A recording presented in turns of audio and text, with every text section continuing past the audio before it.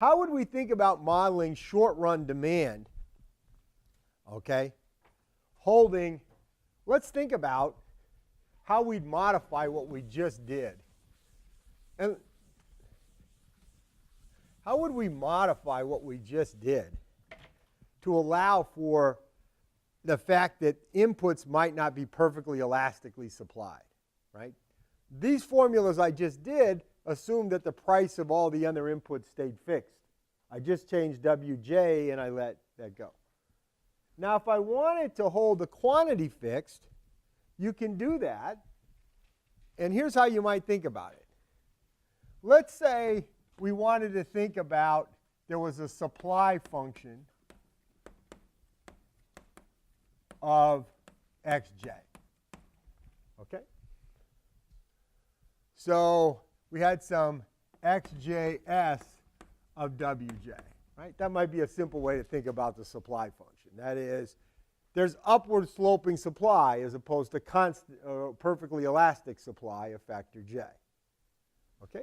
Then what would my conditions for equilibrium be? Well, I'd have this equals xj of w1 up to wn and y. I'm sorry. Yep.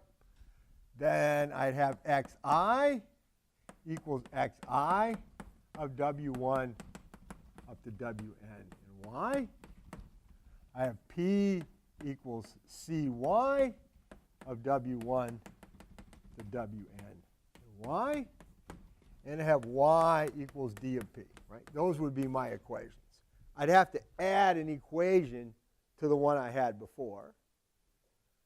But the big difference here is I would now have wj endogenous.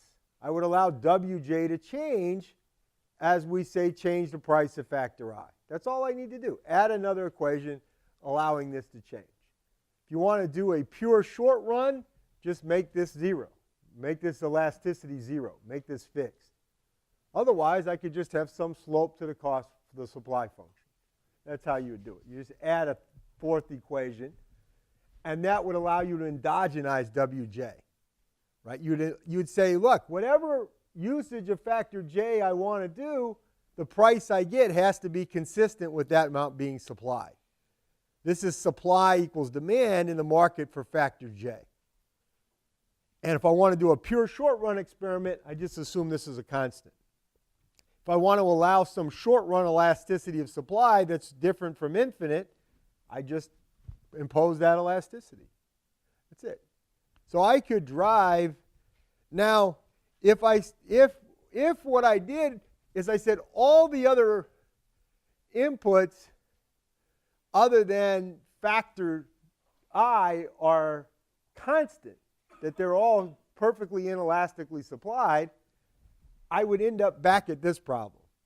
I would end up back at where I would have had if I had started with the production function. Because I'm just going to undo all that optimization that I did to get the cost function. Okay? So if you really were interested in that problem, you should have just started with the production function rather than start with the cost function and then hold all these things constant. But if you did it right, you'd end up back at the same place. You get the same answer.